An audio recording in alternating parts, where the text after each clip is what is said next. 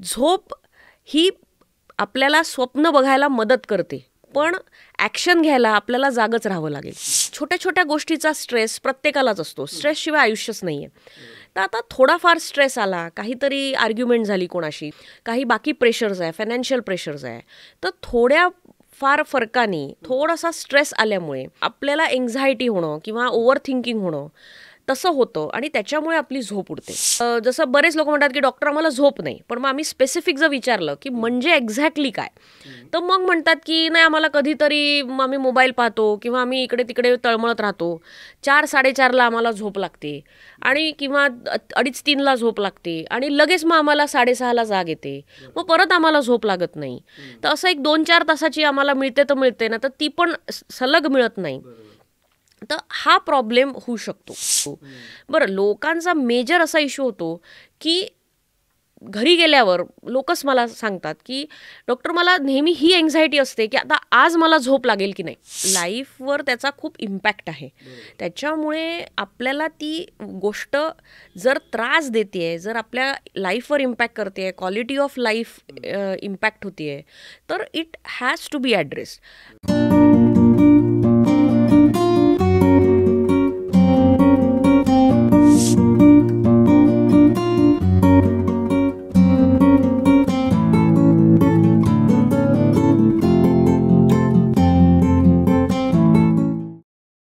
आजच्या आपल्या या वेगवान जगामध्ये मेंटल हेल्थ इश्यूज हे खूप सतत आपल्या समोर येत असतात.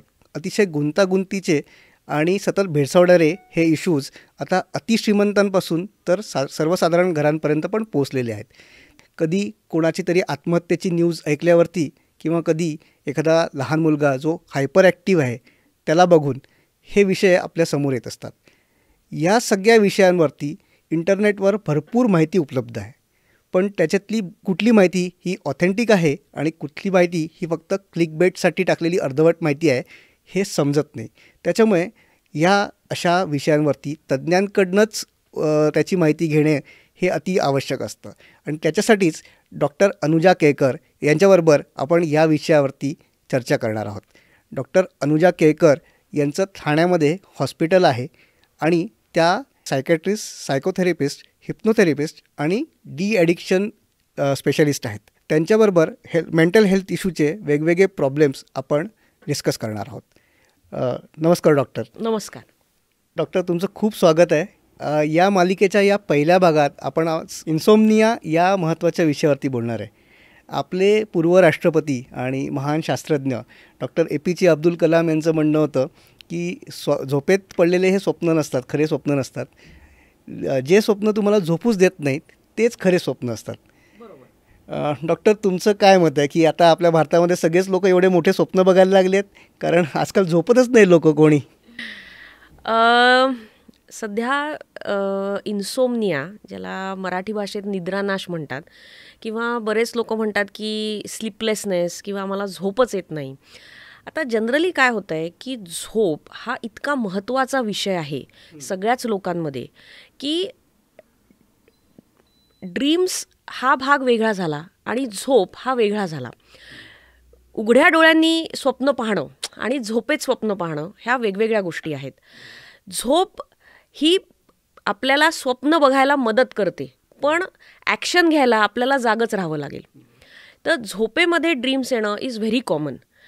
तर कसं असतं की झोप ही आपल्या शरीराकरता खूप महत्त्वाची आहे.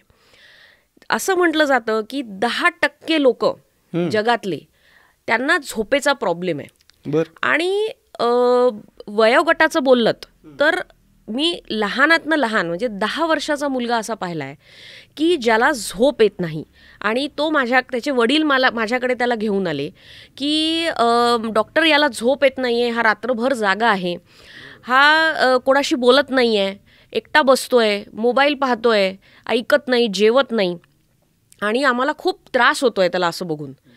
तर इतक्या लहान मुलांना, आणि स्पेशली हे कोविडचं पिक्चर होतं की जेव्हा मुलं दिवसभर म्हणजे टाइमपास असायचा किंवा अभ्यासी करायची तर घरात करायची, बाहेर जाणं शक्य नव्हतं.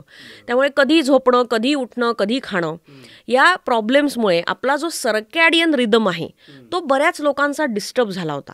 कारण नेचरने आपल्याला जे रिदम दिलंय ते आपल्याला फॉलो करणं गरजेचं आहे. पण काही लोकांचं याच्यामुळे खूप डिस्टर्बन्स आला होता आणि त्यामध्ये मुलं बरीचशी सफर झाली. म्हणजे आपण असं ऐकतो की वयोवृद्धांना झोप येत नाही, पण जेव्हा कोविड झाला त्या याच्यामध्ये लहान मुलं सुद्धा सफर झाली आणि त्यांना पण हा प्रॉब्लेम सुरू झाला. मेजर जे आपलं दिवसाचं जे गणित आहे ते झोपेवर फार अवलंबून आहे. एकदा झोप आपली छान झाली की आपला जो दिवस असतो तो चांगला जातो, फ्रेश जातो, हॅपी जातो. तर त्यामुळे झोप ही बऱ्याच प्रॉब्लेम्सचं निवारण आहे असं मी म्हणेल. एक छान झोप. बरोबर, नक्कीच. पण ही झोप ही नक्की किती वेळाची हवी? जनरली काय ना की झोप जी आहे ती प्रत्येकाच्या म्हणजे रिलेटिव्ह टर्म म्हणता येईल ते.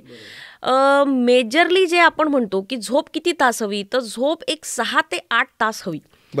आता आपण बऱ्याच लोकांचं ऐकतो की खूप मोठे मोठे लोक आहेत ज्यांना झोप फक्त 4 तास लागते आणि they are okay with it, की 4 तास जरी झोप लागली तरी मी फ्रेश आहे, माझी एनर्जी लेवल्स नॉर्मल आहे, मला काही प्रॉब्लेम नाही आहे आणि ते दिवसभर फंक्शन करू शकतात. पण काही लोकांचं असं आहे की नाही, मला 9 तासाची 10 तासाची तरी झोप लागते, त्याच्याशिवाय मला फ्रेश वाटत नाही आणि मी काम करू शकत नाही. तर त्याच्याकरता प्रत्येकाचं आपलं शरीर कसं रिस्पॉन्ड करतं आहे हे आहे. पण आपण जे मॅक्सिमम याच्यात पकडू की ॲव्हरेज लोकांना 6 ते 8 तास मिनिमम झोप हवी. ओके, मग ही 6 ते 8 तास जी झोप आपल्या शरीराला आवश्यक आहे ती चांगली मिळण्यासाठी किंवा चांगली मिळत नाही आहे याच्यासाठी नेमकी कारणं काय आहेत? हां, तर आता बघा कसं आहे की झोप म्हणजे ज्याला इन्सोमनिया म्हणतो आपण, इन्सोमनिया हा 2 प्रकारचा आहे. एक तर प्रायमरी इन्सोमनिया आहे आणि सेकंडरी इन्सोमनिया आहे. प्रायमरी इन्सोमनिया म्हणजे की आपलं जे रिदम आहे शरीराचं, जे नेचर्स क्लॉक ज्याला म्हणतात, तर ते क्लॉक डिस्टर्ब झाला आहे. काही लोकांचं असं होतं की जी झोपायची वेळ आहे त्या वेळेला डोकं शांत होतं, मेंदूमध्ये मिलेटोनिन हे एक केमिकल आहे ते मिळतं आणि ते मिळालं की डोकं शांत होऊन ती व्यक्ती झोपी जाते. पण काही लोकांचं हे सर्कॅडियन रिदमच डिस्टर्ब होऊन जातं. आता त्याची कारणं अशी स्पेसिफिक नाही सांगता येत, पण होऊ शकतं की त्यांच्या झोपेच्या वेळा रेग्युलर नाही आहे, तो एक डिसिप्लिन ते फॉलो करत नाही आहेत, प्लस त्यांचं जे शेड्यूल आहे कामाचं ते डिस्टर्ब्ड आहे. त्याच्यामुळे असं होऊ शकतं की त्यांना तो इन्सोमनिया डेव्हलप झाला आहे. म्हणजे मी काही पाहिले आहेत असे की जॉबमुळे त्या लोकांची झोपच उडाली आहे, कारण ते रात्रभर काम करतात आणि दिवसभर त्यांचं झोपेमध्ये जातो. पण ॲक्च्युली काय आहे की ती सॅटिस्फॅक्टरी झोप जी मिळायला पाहिजे रात्रीची जी असते ती काही मिळत नाही. आणि हळूहळू असं होतं की वर्षानुवर्ष ते या सिस्टीममध्ये काम करून करून जेव्हा त्या माणसाने, म्हणजे जो माझ्याकडे आला होता, जेव्हा त्या माणसाने जॉब सोडला 5-6 वर्षांनी, तेव्हा त्याचं असं झालं की त्याची सिस्टीमच चेंज झाली. बरं, त्याचं असं व्हायला लागलं की त्याला जी सकाळी झोप मिळायची ती पण बंद झाली. म्हणजे तो रात्री झोपणं कठीण झालं, सकाळी मग त्याला मध्येच कधीतरी झोप लागायची, मग कधीतरी तो उठायचा, मग परत तो थोडा वेळ झोपायचा. तर ते असं सगळं सिस्टीम डिस्टर्ब झाली होती. आता सेकंडरी इन्सोमनिया म्हणाल तर जनरली सेकंडरी इन्सोमनिया असं असतं की related to any mental issue और सायकॅट्री इश्यू, बॉडी म्हणजे फिजिकल इश्यू. तर त्याच्यामध्ये काय होतं की जसं काही सायकॅट्री डिसऑर्डर्स आहे, म्हणजे मेंटल हेल्थ डिसऑर्डर्स, डिप्रेशन आहे, एन्झायटी आहे किंवा सिझोफ्रेनिया आहे, तर त्याच्यामध्ये मेजरली झोप उडते त्या व्यक्तीची आणि त्याच्यामुळे त्याला प्रॉब्लेम्स सुरू होतात, म्हणजे त्याचे प्रॉब्लेम्स वाढतात. It is one of the symptom for the mental illness. दुसरं म्हणजे की काही मेडिकल इश्यूज आहेत, काही हॉर्मोनल इश्यूज आहेत की ज्याच्यामध्ये जसं डायबिटीस आहे की डायबिटीसमुळे बऱ्याच लोकांना प्रॉब्लेम होतो, काही पॅरालिसिस आहे किंवा आपण म्हणू कॅन्सर होतो, तर त्यामुळे पण बऱ्याच लोकांना इन्सोमनिया डेव्हलप होतो. काही हॉर्मोनल डिसऑर्डर्समध्ये पण इन्सोमनिया होतो. तर असे वेगवेगळी त्याची कारणं आहेत की मेडिकल आणि मेंटल हेल्थ रिलेटेड. पण मग हे ओळखायचं कसं, म्हणजे प्रायमरी इन्सोमनिया आहे का सेकंडरी आहे, हे ओळखायचं नेमकं कसं?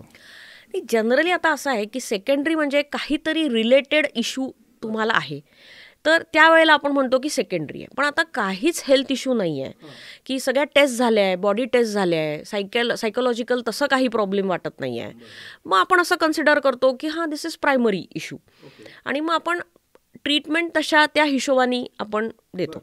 ओके. पण म्हणजे निद्रानाश झालेला आहे किंवा झोप लागत नाही आहे, तर याचा अर्थ आपण फिजिकली पण फिजिकल बॉडी पण चेक करून घ्यायला हवी आणि आपलं मेंटल हेल्थ स्टेटस काय आहे ते पण चेक करून घ्यायला हवं. ऑफकोर्स, कारण जसं मी म्हटलं की जर फिजिकल हेल्थ इश्यूज असणार तर मग त्याची पण ट्रीटमेंट आपण जर घेतो आहे तर मग ते त्याच्यामध्ये काही प्रॉब्लेम आहे का. जसं काही लोकांना थायरॉईड इश्यू जरी असला तरी पण झोप उडते. रिसेंटलीच झालाय की अगदी 2-3 दिवसच झालेत की एक फिमेल माझ्याकडे आली की मला झोप येत नाही, आणि तिचे सगळे टेस्ट झालेल्या, सगळं झालेलं, डॉक्टर्स म्हणाले की सगळं नॉर्मल आहे, फक्त कधी कधी तिला ॲसिडिटी व्हायची.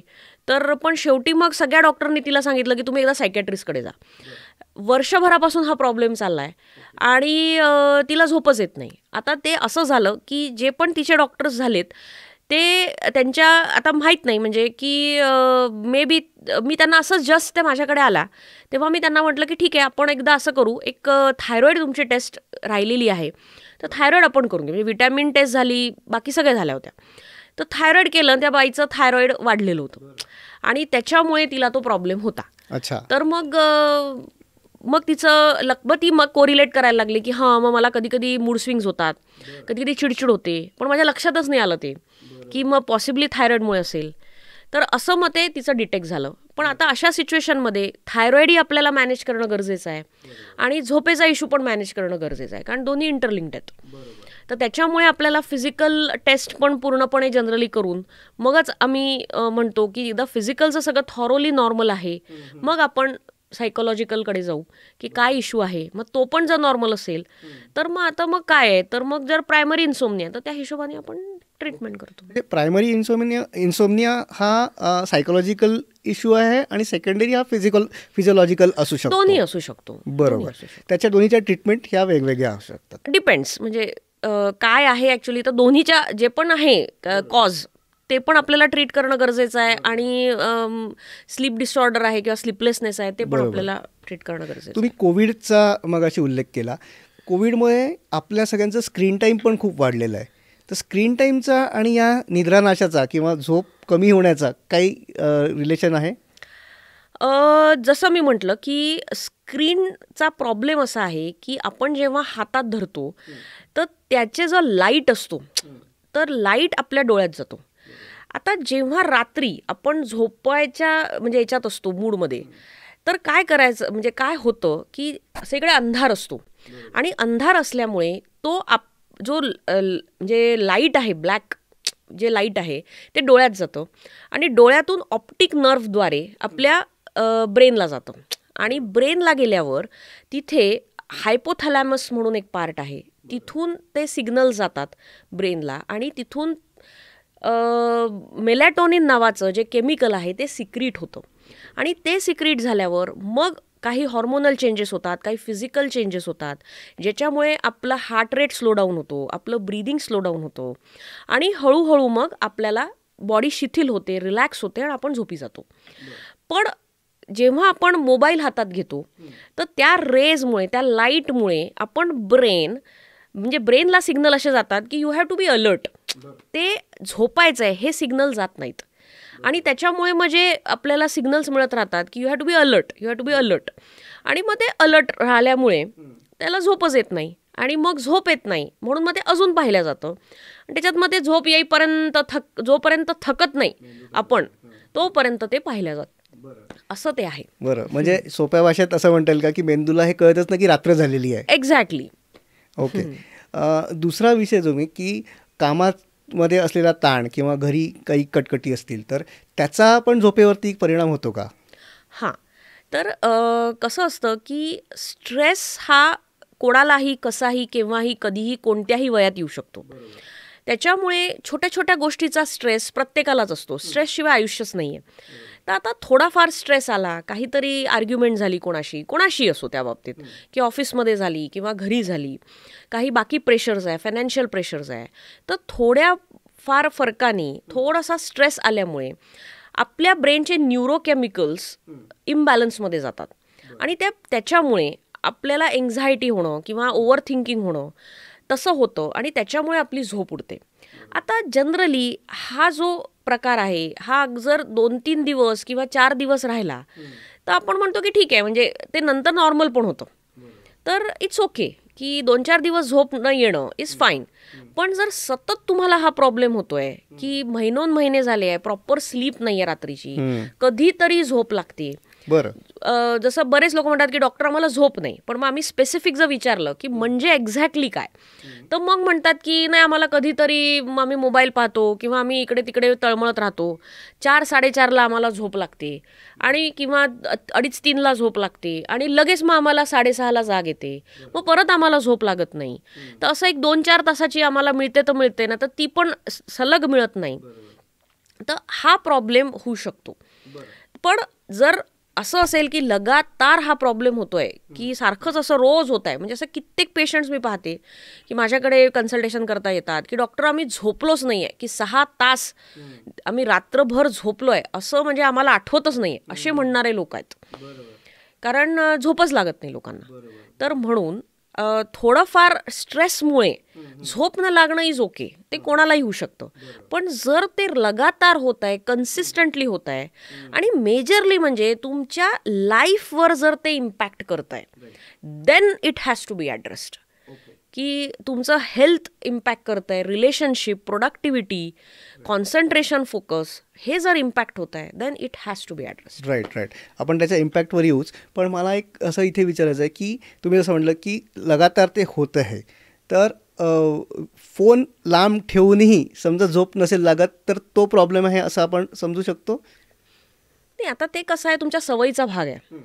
काही लोकांना कसं आहे की ते फोन ॲडिक्शनच झालं आहे आणि लोकांना असं वाटतं की डोळ्यासमोर, जसं पहिले पण होती, म्हणजे मी बऱ्याच घरांमध्ये मी ऐकायची की टी व्ही चालू आहे आणि टी व्ही बघता बघता मग कधीतरी ती सोफ्यावर झोप लागली. तोच प्रकार आता होतोय. फक्त आता तेव्हा असं होतं की टी व्ही आपण घेऊन जाऊ शकायचो नाही सगळीकडे, की बेडरूममध्ये घेऊन गेलो किंवा असं काही. आता मोबाईल अशी हँडी गोष्ट आहे की आपण सगळीकडे कुठेही घेऊन जाऊ शकतो. तर तो मोबाईल आता बेडरूममध्ये येतो आणि तो पाहता पाहता लोकांना झोप लागते. पण आता त्याच्यामध्ये काय आहे ना की लोकांना ॲडिक्शनच इतकं झालं आहे आणि ते ब्रेन कंडिशनिंग तसं झालं आहे की लोकांना असं वाटतं की नाही, तो मोबाईल पाहता पाहता मग कधीतरी आम्हाला झोप लागते, कारण आम्हाला झोपच येत नाही आणि मग ती कधीतरी आम्हाला झोप लागते म्हणून मग मोबाईल हवा आणि म्हणून मग ते पाहता पाहता तो तिथेच पडला राहतो, तो पडतो, मग तो कधीतरी ते बाजूला ठेवतात. असं ते बऱ्याच लोकांना आहे. मी आता काही लोकांचं असं ऐकलंय की डॉक्टर आम्हाला झोप येत नाही, मग आम्ही ते म्युझिक ऐकतो आणि ऐकता ऐकता झोपतो. रिसेंटली मला एक मुलगा म्हणाला की डॉक्टर मला झोपच येत नाही आणि मग मी काहीतरी लावून ठेवतो मोबाईलवर की जेणेकरून मला झोप येईल. माझ्या हे लक्षात येतं की जर तो आवाज बंद झाला तर लगेच माझी झोप उघडते, तर मला झोपच येत नाही. आणि तर ते ऐकून बेसिकली त्याला एन्झायटी होती, जनरलाइज एन्झायटी डिसऑर्डर होतो त्याला, पण त्याला हे कळत नव्हतं. त्याला असं वाटायचं, पण आता तो म्हणतो की मला इतका डिस्टर्बन्स यायला लागला आहे की आता लोक मला नोटीस करायला लागले. तेव्हा तो मग माझ्याकडे कन्सल्टेशनला आला. तोपर्यंत त्याचं चालू होतं की तो मॅनेज करत होता, पण जेव्हा ते डार्क सर्कल्स आणि तो थकलेला चेहरा आणि त्याला ते कामामध्ये दिसायला लागलं त्याच्या चेहऱ्यावर, लोक विचारायला लागले अरे तब्येत ठीक नाही आहे का तुझी, मग तो कॉन्शियस व्हायला लागला की अरे मला लोक नोटीस करायला लागले. तर असं पण आहे की मोबाईल तो जवळ याच्याकरता हवा असतो लोकांना. तुम्ही आता जसं म्हटलं की डार्क सर्कल्स येणं किंवा असं, मोदीजी 4च तास झोपतात, तुम्ही जसं मगाशी म्हणाल की प्रत्येकाचा पिंड वेगळा असतो, तर आपल्या एक नॉर्मल माणसाची झोप कमी झाल्यावरती त्याचे परिणाम आपल्या शरीरावरती आणि आपल्या वागण्यामध्ये काय काय पडू शकतात? तर आता जसं मी म्हटलं की मानसिक आणि शारीरिक दोन्हीही परिणाम झोपेचे आपल्याला दिसू लागतात. आता ब्रेन हे खूप मोठं सेंटर आहे जे आपलं बॉडी पण कंट्रोल करतं आणि बाकी आपल्या ॲक्शन्स आणि सगळंच, म्हणजे फिलिंग सगळंच कंट्रोल करतं. आता काय होतं की सायकोलॉजिकल जर म्हणू तर आपल्या ओव्हरऑल फंक्शनिंगवर त्याचा खूप मोठा इम्पॅक्ट होतो. आता 2-3 तासाचा जर असेल तर तेवढा तो फरक जाणवत नाही. पण जर कन्सिस्टंटली 8-10 दिवस, महिनाभर हे चाललंय, तर ओव्हरऑल काय होतं की आपलं फोकस, कॉन्सन्ट्रेशन, अटेन्शन, प्रोडक्टिव्हिटी हे हॅम्पर व्हायला लागतं. आणि आपला जो टॉलरन्स आहे, म्हणजे खूप लोक मला सांगतात की डॉक्टर इतकी चिडचिड होते की थोडंसं काही माझा कलिग बोलला किंवा सिनियर बोलला किंवा ज्युनियर बोलला तर माझे आर्ग्युमेंटच होते. मला असं सहनच होत नाही की माझं तो ऐकत नाहीये. मी शांतपणे बसून ऐकूच शकत नाही की तो काय बोलतोय किंवा त्याचं मी समजून घ्यायची इतकी चिडचिड व्हायला लागते. घरी आलं तरी मग पोरांची काहीतरी डिमांड असते किंवा वाईफची काहीतरी डिमांड असते. वाईफ पण बाहेरून काम करून आली असते, तिला मदत करायला म्हणजे अपेक्षा असते की मदत करावी, पण मी माझ्या ह्याच्यातच इतका असतो की मला जमतच नाही. फिमेल्सही तेच म्हणणं आहे की घरी आल्यावर स्वयंपाक करायचा आहे किंवा बाकी घरातलं काही पाहायचं आहे किंवा मुलांचा होमवर्क घ्यायचा आहे, मग मुलांवर राग निघतो कारण मला झोप येत नाही आणि मग ती चिडचिड होते. मग सकाळी परत उठून सगळी तयारी करायची आहे, तर खूप चिडचिड, मेजरली मूड स्विंग्स, चिडचिड, आणि मग कामावर जाऊन तिथे फोकस, कॉन्सन्ट्रेशन नाही. हा मोठा इम्पॅक्ट लोकांना जाणवतो. दुसरं म्हणजे मग आता फिजिकल जर म्हटलं तर मग आता कसं आहे की digestive system also is dependent on sleep. तुमची एक स्लीप चांगली झाली की तुमचं इंटेस्टिनल मोटिलिटी चांगली असते, डायजेशन चांगलं होतं, मग त्याच्यामुळे तुमचं पोट साफ राहणं किंवा ॲसिडिटी न होणं, म्हणजे ॲसिडिटी, कॉन्स्टिपेशन, ह्या सगळ्या ज्या गोष्टी आहेत, डायजेशन इश्यूज ज्याला आपण मेनली म्हणू, तर ते सगळं व्यवस्थित असतं. नाहीतर मग त्याच्यामुळे डायजेशन इश्यूज सुरू होतात, मग त्याच्यामुळे मग खायची इच्छा नाही राहत, भूक लागत नाही, मग त्याच्यामुळे मग वेट लॉस व्हायला लागतो किंवा वेट गेन व्हायला लागतं. कारण काही असं होतं की तो स्ट्रेस वाढायला लागतो हळूहळू. बरं, लोकांचा मेजर असा इश्यू होतो की घरी गेल्यावर लोकच मला सांगतात की डॉक्टर मला नेहमी ही एन्झायटी असते की आता आज मला झोप लागेल की नाही. या एन्झायटीमध्येच मला त्रास व्हायला लागतो. मग मला असं वाटतं की जग झोपलाय आणि मी नुसती जागी आहे किंवा मी जागा आहे. मला इतकं फ्रस्ट्रेशन येतं या गोष्टीचं की अख्खं जग झोपलाय आणि मला झोप लागत नाहीये. तर त्याच्यामुळे ते खूप फ्रस्ट्रेटिंग होतं. बरं, चेहऱ्यावर पण दिसायला लागतं कारण स्किन तुमची डार्क व्हायला लागते, डार्क सर्कल्स, डोळे लाल दिसायला लागतात, खूप फेसवर असा फटीग, लो एनर्जी, कुठे जायला करायला चटचट सुचत नाही आणि त्याच्यामुळे थकायला खूप होतं, फटीग खूप होतो आणि म्हणजे कुठे काही बाहेर जरी जायचं आहे तरी कंटाळा येतो आणि त्याच्यामुळे मग काही करायची इच्छा होत नाही, घरी कोणाच्या जायची इच्छा होत नाही, कोणाला बोलवायची इच्छा होत नाही. मग हे सगळं हळूहळू हळूहळू सगळ्या सिस्टीमवर इम्पॅक्ट करायला लागतं. त्याच्यामुळे मग आता बाकी असं आहे की आता बॉडी हील, म्हणजे आपण झोपलो की बॉडी पूर्ण हील होते, रिलॅक्स होते आणि ते ज्याला म्हणतो आपण रेज्युविनेशन, की रेज्युविनेट होऊन it is prepared for the next day. पण आता ते काय होतं की बॉडी रिलॅक्स होत नाही. मग बॉडी रिलॅक्स झाली नाही की मग हातपाय, अंग दुखायला लागतं कारण मसल्स रिलॅक्स होत नाहीत. झोपेमध्ये मसल्स रिलॅक्स होतात ना 7-8 तासात, हील होतात. आणि मग काही लोकांचं मानदुखी, पाठदुखी, कंबरदुखी, कारण रिलॅक्सच होत नाही.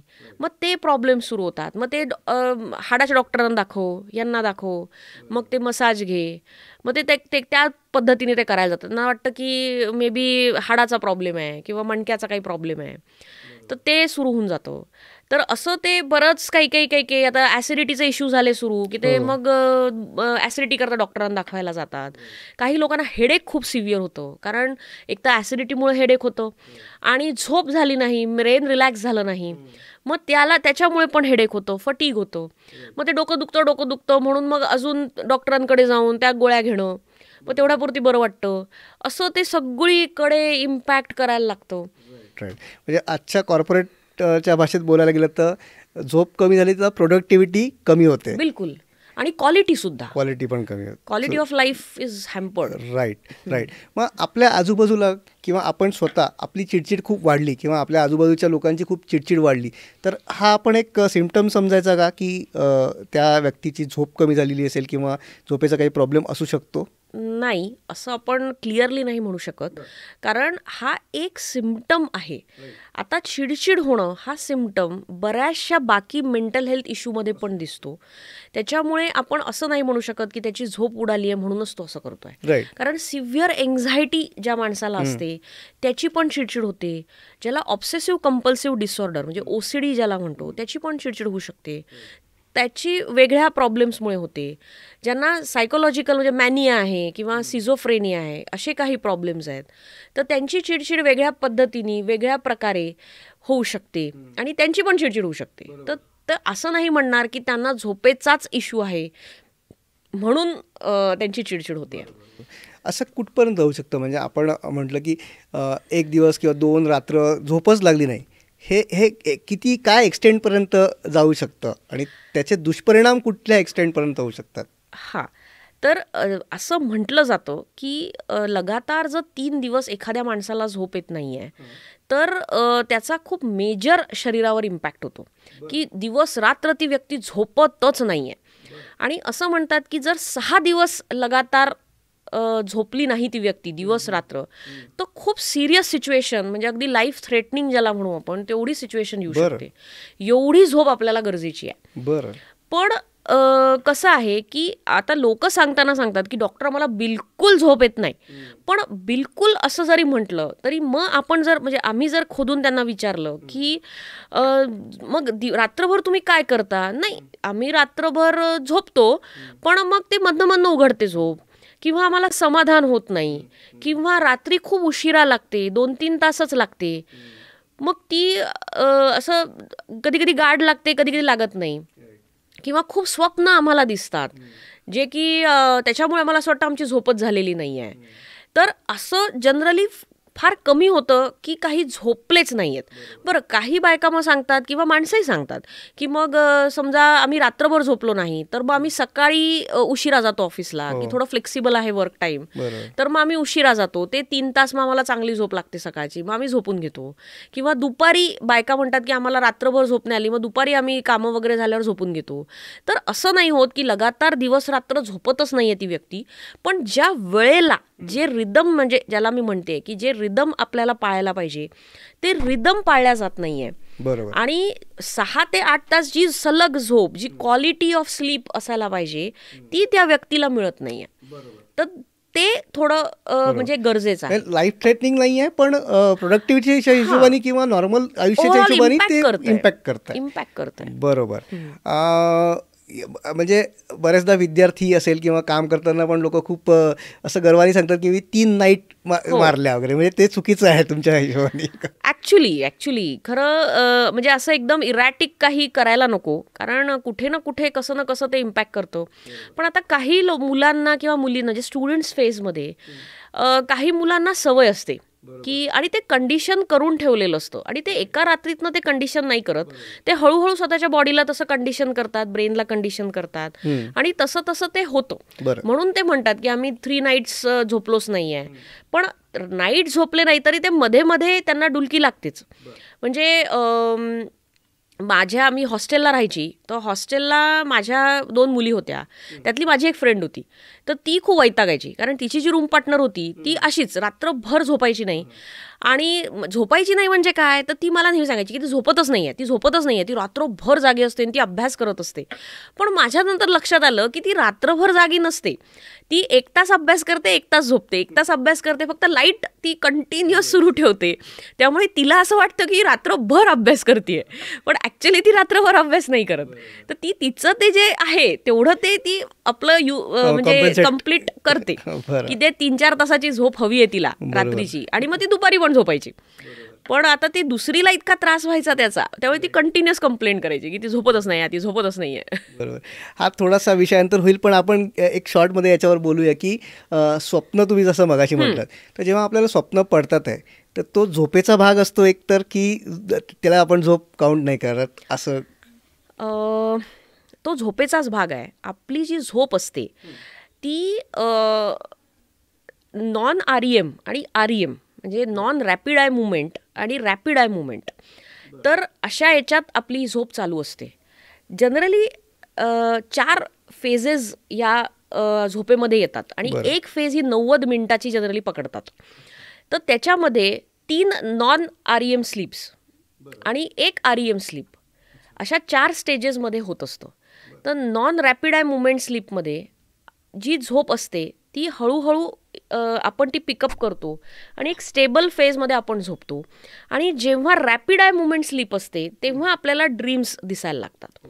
आता ड्रीम्स म्हणजे काय तर आपलेच जे दिवसाचे जे एक्सपिरियन्सेस आहेत किंवा काही आपल्या फिलिंग्ज आहेत, आपल्या इमोशन्स आहेत, तेच आपल्याला झोपेमध्ये त्या अर्धवट फेजमध्ये आपण एकतर ते एक्सपिरियन्स करत असतो किंवा आपल्याला ज्या विश फुलफिलिंग गोष्टी आहेत की ज्या आपल्याला करायच्या आहेत आयुष्यामध्ये त्या आपल्याला दिसत असतात किंवा आपलेच फिअर्स असतात काही गोष्टींचे. कारण बरेच लोक म्हणतात की मी कुठून तरी उडी मारतोय, असं फार कॉमन ड्रीम्स आहेत त्या, की मला असं वाटतंय, म्हणजे लोकच मला सांगतात की डॉक्टर मला असं वाटतं की मी असं कुठून तरी उडी मारतोय किंवा मला कोणत्या तरी मी खड्ड्यात आपल्या पडतो आहे, असं ओढल्या जातोय अंधारामध्ये. तर हे जे आहे हे आपले फिअर्स असतात निगेटिव्हिटीकडे घेऊन जाणारे, की मग असं होईल काय, तसं होईल काय आपल्या आयुष्यात आणि असं झालं तर कसं. मग ह्या ज्या वरीज असतात या कुठेतरी आपल्याला तशा ड्रीम्समध्ये घेऊन जातात. किंवा आता एक मुलगी माझ्याकडे आली होती, म्हणजे तिची आई घेऊन आली होती, 17-18 वर्षाची मुलगी होती. तर तिची आई मला म्हणे ही झोपेत दचकते डॉक्टर आणि अशी एकदम दचकून उठते आणि म्हणते की बघ त्या खिडकीमध्ये ती एक चेटकीण बसली आहे आणि तिथून ती उडी मारते चेटकीण आणि अशा लाल कपड्यांमध्ये बसली आहे आणि ती खूप घाबरते रात्री झोपेत आणि मग तिला परत मला झोपवावं लागतं, मग ती झोपते. मग म्हणे आता हे जवळजवळ 8-10 दिवस चाललाय, आम्ही खूप घाबरतोय की काय झालंय बाबा हिला आणि ती चिटकीणच का दिसते. मग मला तिच्याशी बोलल्यावर लक्षात आलं की तिच्या शाळेमध्ये एक टीचर आहे की ती तिला आवडत नाही आणि ती तिला रागवतीये, 2-4 वेळा रागवलंय तिने आणि शाळेमध्ये खिडक्या आहेत आणि ती असं इमॅजिन करते की त्या खिडकीजवळ ती उभी आहे आणि त्या टीचरबद्दल ती साडी घालून येते. आता कलर वगैरे ते तर ठीक आहे, ते स्पेसिफिकेशन्स एवढे नाही आहेत, पण ती साडी घालते रोज आणि तिचं ते डिस्प्लेसमेंट म्हणतात त्याला, की तिचं तिच्यावर जातंय आणि ती तिला चेटकिणीसारखी वाटते आणि ती झोपेत उठून त्या व्यक्तीला इमॅजिन करते आणि मग परत ती झोपी जाते. तर असं होतं ड्रीम्स. म्हणजे आपल्याला एखादा माणूस भेटला आहे स्वप्नात तर त्याच्याबद्दलच्या काही फिअर्स आहेत म्हणून तो भेटलेला असतो का? नाही, आता ते असे सप्रेस्ड इमोशन्स असतात आपलेच.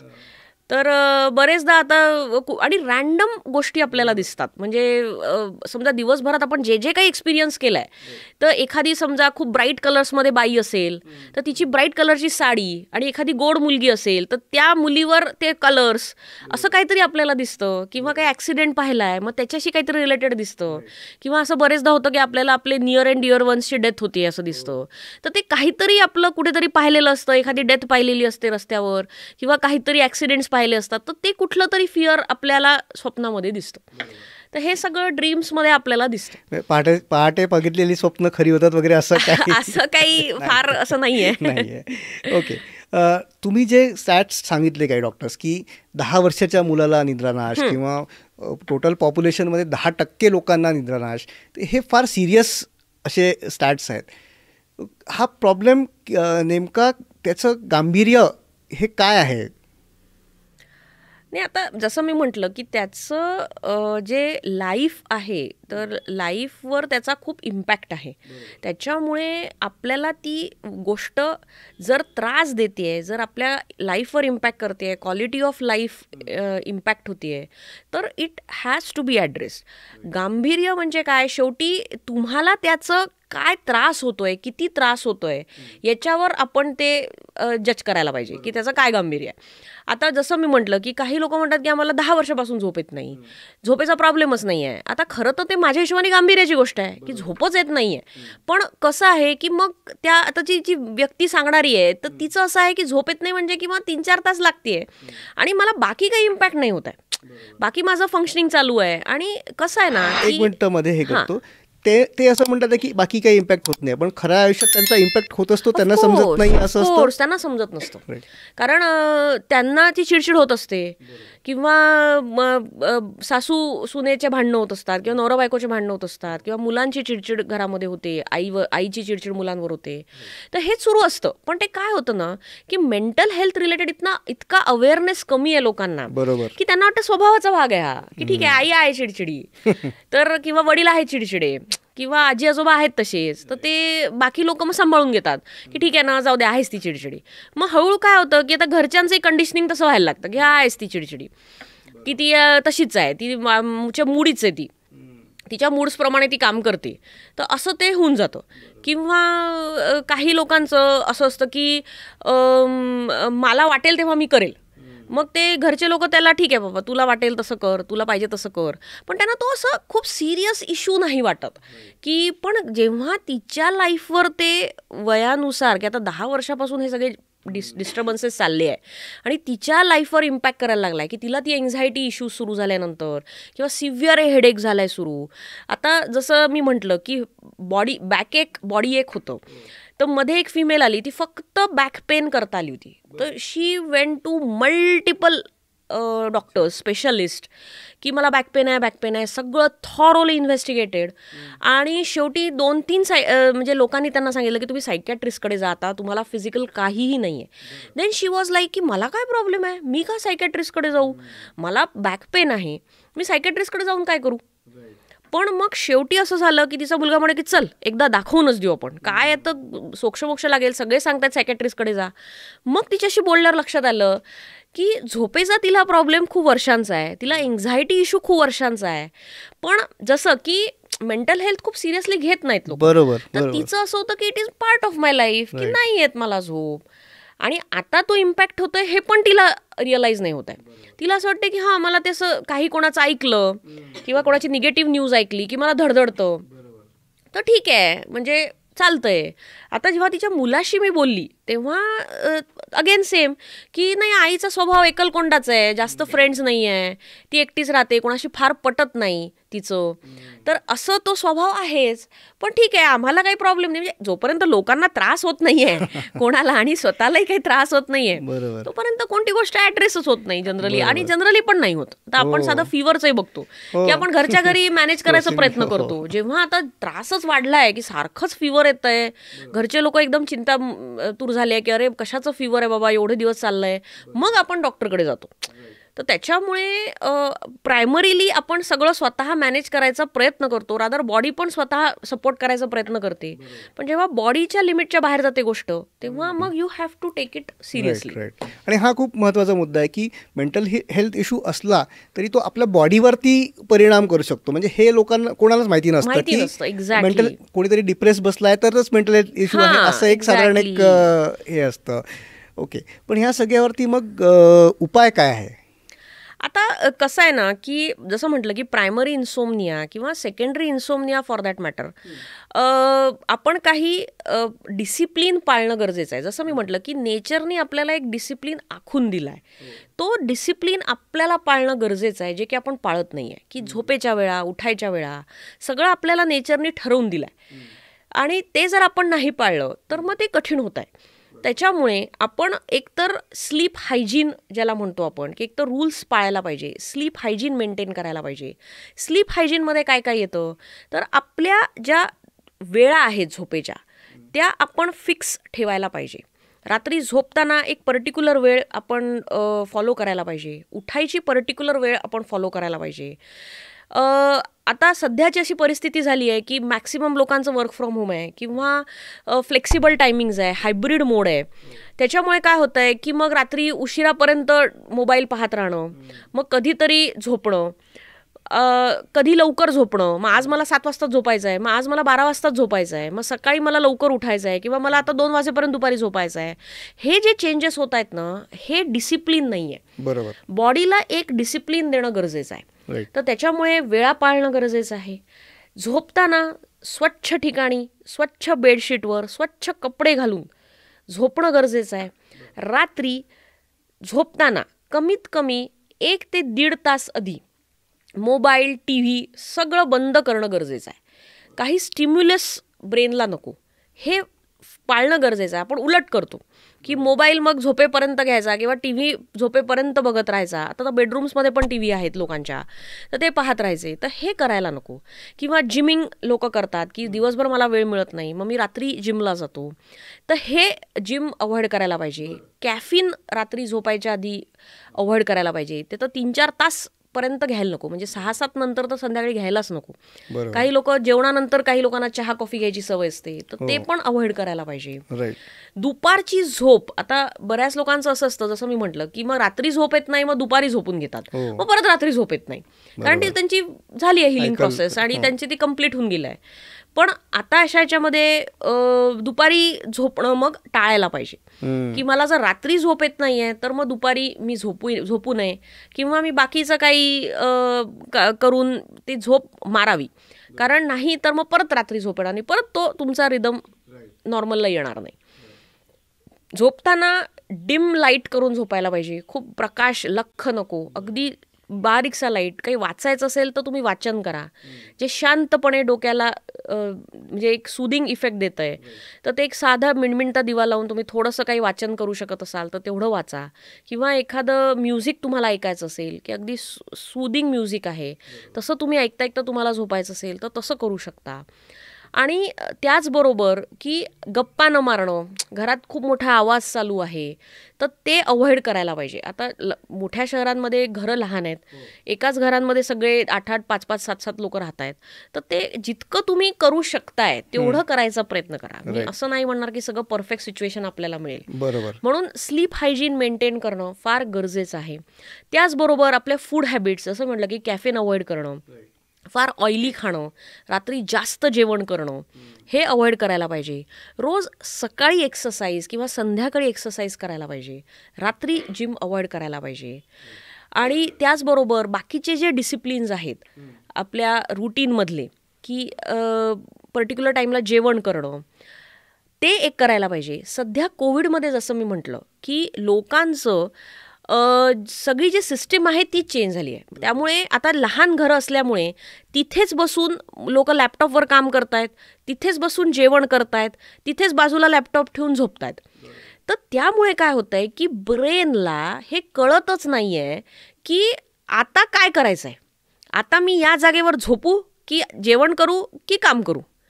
तर हे कन्फ्युजन खूप क्रिएट होत आहे ब्रेनला. त्यामुळे तुम्ही सगळ्या ज्या जागा आहेत त्या स्पेसिफाय करायला पाहिजे. येस, की तुम्हाला जर काम करायचं आहे तर मग तुम्ही टेबल चेअर घेऊन बसा, तिथे काम करा. जेवायचं आहे तर डायनिंग टेबलवर जेवा, आणि जेव्हा झोपायचं आहे तेव्हाच बेडरूममध्ये येऊन झोपा.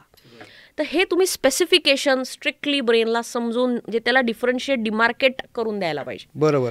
तर हे सगळं जर पाळलं आपण, तर आपण असं मी म्हणणार नाही की this is the only thing, but आपल्याकडून काय करू शकतो तर आपण हे पाळू शकतो. बरोबर. तुम्ही जसं म्हटलं की आजकाल ते झालेलंच आहे, म्हणजे प्रत्येकच गोष्ट बेडरूममध्येच गेलेली आहे, सो ते टाळायला पाहिजेत. एक्झॅक्टली. आणि डॉक्टर, बरेचदा म्हणजे हे ऑफकोर्स आपल्या सत्सा विवेक बुद्धीला कळतं की हे चुकीचं आहे, पण बरेचसे लोक झोप येत नाही म्हणून संध्याकाळ झाली, रात्र झाली की बाटली उघडून आपलं हे करून त्याच्यातनं मग त्याच्या थ्रू त्यांना झोप लागते. हे कितपत योग्य आहे, अयोग्य आहे? नाही, हे पण फार चुकीचं आहे की सबस्टन्स, म्हणजे कोणतंही सबस्टन्स असो, जनरली लोक दारू किंवा मद्य ज्याला आपण म्हणतो त्याच्या मदतीनं झोप आणायचा प्रयत्न करतात, पण ते खूप चुकीचं आहे, कारण ते काही ट्रीटमेंट नाही आहे. दारूचा सहारा घेणं हे खूप चुकीचं आहे. आणि मी आता माझ्याकडे असे 2-3 पेशंट्स आहेत की ज्यांचं असंच झालं आहे की झोप येत नाही, मग ते दारू पिणं त्यांनी सुरू केलं. आणि दारू काय झालं की दारूचं असं आहे किंवा कोणत्याही नशेचं, कोणतंही ॲडिक्शन ज्याला म्हणू किंवा सबस्टन्स म्हणू, की एकदा तुम्ही थोडी क्वांटिटी घेतली, काही दिवसांनी त्याचा टॉलरन्स डेव्हलप होतो, म्हणजे ती क्वांटिटी कमी पडते आणि तुम्हाला जास्त क्वांटिटी घ्यायला लागते. आणि ती क्वांटिटी जोपर्यंत तुम्ही तेवढ्या लेवलला घेत नाही तोपर्यंत त्याचा इफेक्ट येत नाही. तर तसं ते अल्कोहोलचं आहे की तुम्ही ते सप्रेसंट म्हणून यूज करताय, म्हणजे डोकं शांत करायला तुम्ही यूज करताय, पण ती क्वांटिटी समजा तुम्ही आज 30 ml चा पेक घेताय तर उद्या तुम्हाला 90चा लागतोय, त्याच्या पुढे तुम्हाला अजून लागतोय, त्याच्या पुढे अजून लागतोय. तर त्याचं जे आहे, आणि मग काय होतं की काही दिवसांनी ते पण काम करत नाही. बरोबर. तुमचं रिक्वायरमेंट वाढून जाते पण ते पण काम करत नाही, मग अजून फ्रस्ट्रेशन येते. किंवा काही लोक काय करतात की औषधं सुद्धा, झोपेची औषधं ज्याला म्हणतो आपण, ते पण अब्यूज करायला लागतात. कुठून तरी ते मिळवतात आणि ते मग एक गोळी घ्यायला लागतात, दुसरी गोळी घ्यायला लागतात. त्यांना वाटतं झोप नाही येत आहे तर झोपेच्या गोळ्या घेतल्याने येईल, पण ॲक्च्युली झोप न येणं, जसं मी म्हटलं की त्याची भरपूर कारणं आहे. ॲक्च्युअल काय कारण आहे ते शोधल्याशिवाय नुसतं झोपेची औषधं घेऊन होणार नाही. तर जर ते प्रॉपर क्वांटिटीमध्ये आणि प्रॉपर डॉक्टरने दिलाय तर ते औषध आहे, नाही तर ते व्यसनच आहे. त्याच्यामुळे दारूचं सपोर्ट घेणं हे बिलकुलच चांगलं नाही आहे आणि त्यांनी अजून वेगळे प्रॉब्लेम सुरू होतात आणि त्याच्यामध्ये अजून मग ते डिप्रेशन, एन्झायटीकडे जायला लागतं. म्हणजे एक माझ्याकडे आले होते की ते आले होते मला दारू सोडायचे. तर मी जेव्हा त्यांच्याशी बोलली तेव्हा माझ्या लक्षात आलं की ॲक्च्युली यांना झोपेचा प्रॉब्लेम आहे आणि झोप काय येत नाही आहे तर त्यांना सिव्हिअर OCD आहे. OCD म्हणजे की एकच विचार रिपीट येत राहणं. तर आता फॉर एक्झाम्पल कोणाशी काही आर्ग्यू झालाय ऑफिसमध्ये तर तीच गोष्ट त्यांच्या डोक्यात, त्याला म्हणतात थॉट OCD, तर ती एकच एक गोष्ट त्यांच्या डोक्यामध्ये फिरत राहते. आणि मग मी असं करायला पाहिजे होतं, मग मी तसं करायला पाहिजे होतं, मग मी हे का नाही केलं, मग त्याचा राग, मग त्याची एन्झायटी, मग त्याचं, आणि ते मग त्याच्यामुळे त्यांचं झोपच उडून जाते. तर हे कुठेच ॲड्रेस होत नाहीये, झोपही ॲड्रेस होत नाहीये आणि त्यांना नशा करायची सवय लागून गेली. सुरुवातीला ते म्हणे मला छान वाटायचं घेतल्यावर, मला एकदम रिलॅक्स वाटायचं, मला चांगली झोप यायची म्हणून मी सुरू केलं. पण आता असं झालंय या 8-10 महिन्यात, मी 8-10 महिन्यापासून मी घ्यायचो पण मी कमी घ्यायचो. आता असं झालंय की मला रोज लागतेय आणि मला जास्त घ्यायला लागतेय. आणि मला आता माझ्या डॉक्टरने सांगितलं की तुम्हाला फॅटी लिव्हर पण डायग्नोस झालेला आहे, तुम्हाला आता नाही घेतलं तर तुम्हाला जर जास्त प्रमाणात घेतलं तर आता तुम्हाला त्रास वाढणार. माझं वेट गेन व्हायला लागलाय त्याच्यामुळे, आणि माझं बीपीचा प्रॉब्लेम, शुगरचा मी बॉर्डरवर होतो, आता शुगर माझी ऑलमोस्ट डिटेक्ट झाली आहे, माझं HbA1c वाढून गेलं आहे. तर हे जे प्रॉब्लेम्स आहेत आता हे मग वेगळीकडेच घेऊन जात आहे मला. तर शेवटी मग मला माझेच डॉक्टर बोलले की नाही तुम्ही सायकॅट्रिस्टकडे जा आणि प्रॉपर याची ट्रीटमेंट घ्या, म्हणून मी अल्कोहोल करता आलो. पण मग हे सगळं लक्षात आल्यावर मी त्यांना ट्रीटमेंट दिली, त्यांचं काउन्सिलिंग सेशन्स घेतले आपण, आणि हळूहळू करत मग त्यांना तो दिसला की अरे नाही आपल्याला फरक दिसतोय. मग त्यांना जाणवलं की अरे मी उगाचच याच्याकरता इतकं हे केलं, जे की मी तेव्हाच जर माझे विचारांमध्ये प्रॉब्लेम होता मी तिथेच ॲड्रेस करायला पाहिजे होता. बरोबर. पण हे समजतच नाही, अवेअरनेस नाही. तुम्ही मगाशी पण जसं म्हटलं की ॲक्च्युअल प्रॉब्लेम आहे हेच कोणाला माहिती नाही. सो आपण आत्ता जे काही सगळ्या गोष्टी बोललो, तर एखादा आत्ता तुम्ही ज्या पेशंटचा उल्लेख केला त्यांना ॲटलिस्ट रिअलाईज झालं की हा एक प्रॉब्लेम आहे आणि त्याच्यातनं त्यांना फरक पण जाणवला. तर हा नेमका फरक असतो काय? म्हणजे एखादा व्यक्ती ज्याला प्रॉपर झोप लागते, रोजच्या रोज प्रॉपर त्याची झोप होते 6 ते 8 तासाची, त्याच्या आयुष्यातला म्हणजे त्याचं आयुष्य, आणि एखाद्या व्यक्तीला ज्याला निद्रानाश आहे त्याचं आयुष्य, या दोघांमध्ये नेमका फरक काय असतो? नाही, आता कसं आहे बघा की झोप न येणं हा जो मेजर प्रॉब्लेम आहे, तर त्याच्या जसं मी म्हटलं की रिलेटेड भरपूर इश्यूज आहेत. आणि ते फरक म्हणजे काय की आता जे पण त्याच्या आयुष्यात जो त्रास त्याला होत होता की त्याला झोप येत नव्हती, सकाळी त्याला प्रोडक्टिव्हिटी हॅम्पर होत होती, त्याचं बाकीचं ओव्हरऑल फोकस, कॉन्सन्ट्रेशन, रिलेशन्स सगळे इम्पॅक्ट होत होते. हळूहळू त्याची झोप स्टेबलाइज झाली, त्याची एन्झायटी कमी झाली, त्याचा स्ट्रेस हळूहळू मॅनेज व्हायला लागला आणि त्याला झोप यायला लागली. तर त्याच्यामुळे ओव्हरऑल त्याच्या हेल्थवर पण चांगला फरक पडतो. आणि जसं मी म्हटलं की हे आयुष्यभर घ्यायच्या गोळ्या नाही आहेत की आम्ही काही प्रत्येकालाच, म्हणजे सायकॅट्रिस्ट असं समजलं जातं की आयुष्यभराच्या गोळ्या आहेत आणि एकदा सायकॅट्रिस्टकडे गेलं की गोळ्या लागल्याच. तसं प्रत्येकाच्याच बाबतीत नाही आहे. जिथे गरज आहे तिथे औषधं किंवा ट्रीटमेंट द्यावी लागते. जिथे गरज नाही आहे तिथे आम्ही देत पण नाही. जिथे आम्हाला दिसतंय की नाही होऊन जाईल, हे काउन्सिलिंगनीच होईल, तिथे आम्ही काउन्सिलिंग पण करतो. पण जिथे आम्हाला दिसतंय की नाही ह्या औषधांशिवाय पर्याय नाही आहे सध्या तरी, तर तिथे औषधं देऊन हळूहळू त्या माणसाला बरं करून, त्या व्यक्तीला बरं करून मग आम्ही हळूहळू करत विड्रॉ करतो गोळ्या.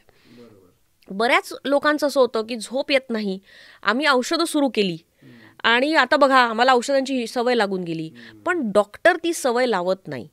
ती सवय ऑटोमॅटिक लागते हे की नाही. आणि मग ते फॉलोअप्स डॉक्टरबरोबर घेतले नाही जात आणि किंवा ते प्रॉपर डोसेसमध्ये घेतले नाही जात, त्याची रिक्वायरमेंट वाढत जाते आणि जसं मी म्हटलं की तो एक नशाच होत जातो मग नंतर.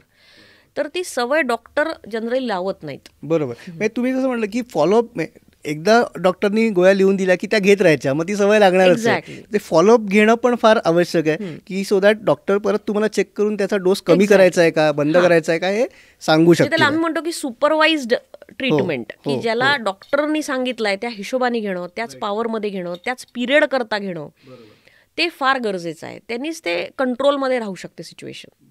बरोबर.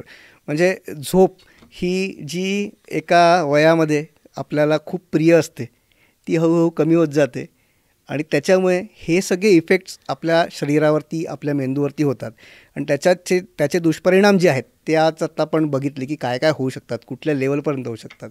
त्याच्यामुळे निद्रानाश हा खूप कॉमन, डॉक्टरांनी जसं सांगितलं तसा एक विषय झालेला आहे. त्यामुळे आपल्याला सतत काही दिवस झोप लागत नसेल तर त्याला आपण थोडंसं सिरियसली घेऊन त्याचं रूट कॉज काय आहे हे बघण्याचा प्रयत्न करायला हवा. बिलकुल. येस. सो या खूप महत्त्वाच्या विषयावरती आज आपण गप्पा केल्या, तुम्ही वेळ दिलात त्याच्याबद्दल तुमचे खूप खूप धन्यवाद, खूप खूप आभार. थँक्यू.